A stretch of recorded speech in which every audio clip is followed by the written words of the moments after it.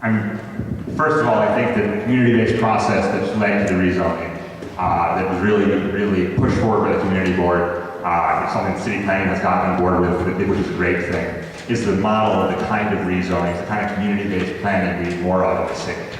You know, there's this sort of over and over again, we have development fights in the city where a developer comes in or a group of developers comes in and wants to build something, and then the community has to start fighting.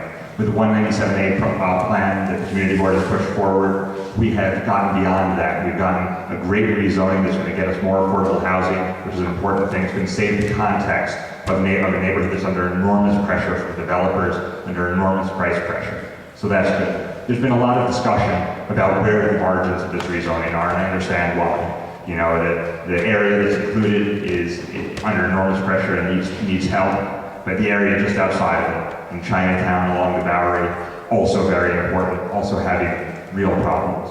I think that anything that's going to slow this community-based, this community-inspired and initiated rezoning down shouldn't happen. We need to move this forward, but we also need to immediately, today or tomorrow or January 1st, when I start my term in state senate, we need to make sure that we deal with Chinatown before it's too late.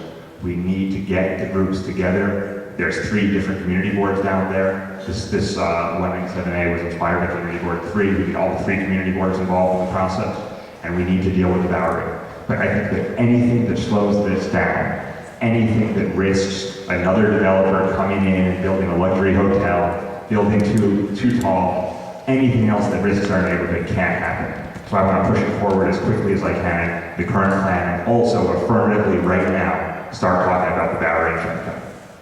Senator?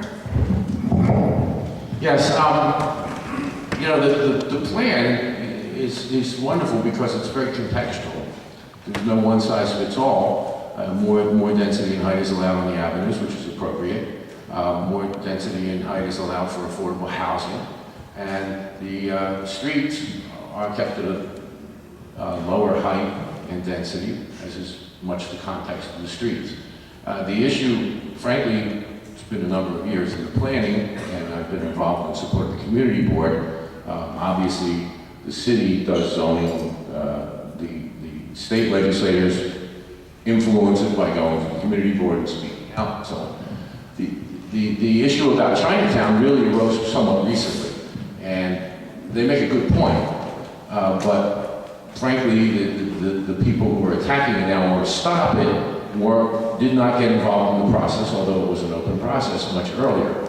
I support moving forward with Chinatown. I think one of the things the city must do is look at realigning community board lines so that Chinatown, it's a cognizant community, a coherent community, and it ought to all be in one community board, because I think it's very much overlooked, being divided between 3 community boards, and I think that's unfortunate. But I certainly submitted testimony just last week in support of rezoning. I think it's long overdue. The East Village and Lower East Side are put under enormous development pressure. It's just really hard for working families to find affordable housing there. And this plan allows for increased development of affordable housing. So I support it. Thank you. All right, the next questions for democracy for New York City. Today is the 112th anniversary of the infamous Plessy versus Ferguson decision, which allowed for what became known as separate but equal in our schools. There's going to be a vote next year in Albany, because the current system here in the city, where the mayor has full control of this government, of the education department, is sunsetting. We'll start with Senator Connor. What would you like to see going forward once this sunsets? We need to get parents back in the process in a real way. We need to empower them. I feel that the legislature was misled by this mayor when he finally got the power to run the schools by setting up parents. They assured, parents' councils will give parents a real role. Talk to any parent who has children in public school, and they'll tell you that this bureaucracy, it's not the same as the old bureaucracy. It's more dictatorial. But this bureaucracy has been totally insensitive to the concerns of parents. And the fact that they have a parent rep that they pay in every school, and listen, I say this from the perspective of having had a son in public school when this new system kicked in. And the fact is, parents are ignored, and I'm told by many parents, with respect to many schools, go find the paid parent representative. They're getting paid by the Department of Education, and you know, they're getting paid by them. That's whose song they sing. And I know, tinkering at the edges, the Department of Ed has made some important changes. But the fact of the matter is, parents feel alienated, particularly parents in our poorest neighborhoods. Go out and stand out front of the schools like I do and talk to them. They want to roll for parents. Just last week, I met with a number of my colleagues, and we are forming a task force to come up with alternatives to talk to parents and get their idea. I don't know that anybody wants to go back to the old system, but certainly this system has really, and a lot of parents supported it with this assurance. No, the Parents' Council will be real. They're not real, they don't have a role, they haven't been given any power, and after all, empowering parents is the most important thing, and involving them in the schools, the most important thing we can do to improve public education. Thank you. You know, I've worked for the public schools under mayoral control, so I've really seen from inside the belly of the beast some of the things that are working, some of the things that aren't working.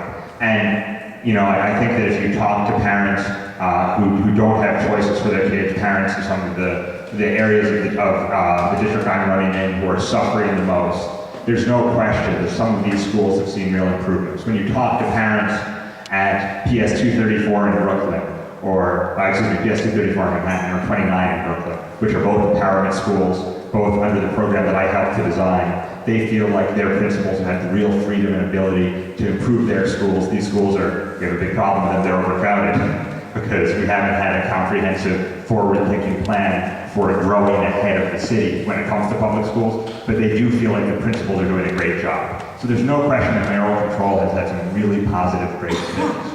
But there's also no question that in 2009, we can take our experience over the last 8 years and fix it. And there's some ways we absolutely have to fix it. We have to make sure that in every school, principals are judged not just on sort of, you know, some high-stakes standardized test. They're judged on how they engage parents and how they empower parents.